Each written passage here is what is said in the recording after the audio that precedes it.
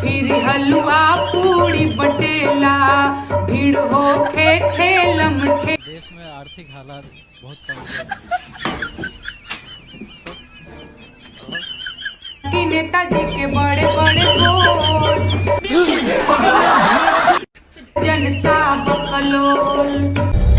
बहुत बढ़िया।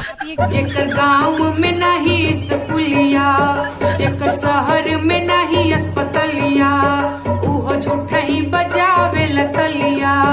और गाइस क्या चल रहा है?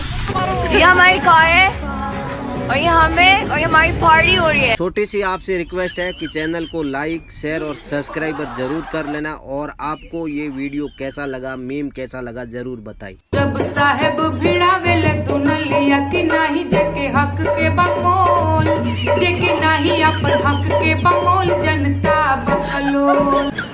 बर्तन साफ करना, पानी भरना, मजदूरी करना।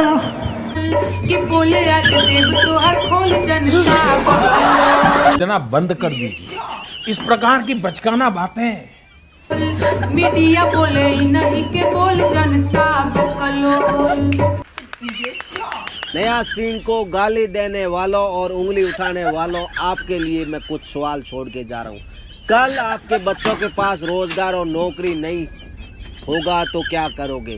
कल आपके बच्चों का इलाज करवाने के लिए अस्पताल नहीं होगा तो आप क्या करोगे? कल आपके बच्चों के लिए पढ़ाई के लिए स्कूल नहीं होगी तो आप क्या करोगे? और आपके पास अगर नौकरी नहीं हुई तो आप क्या अपने बच्चों को खिलाओगे?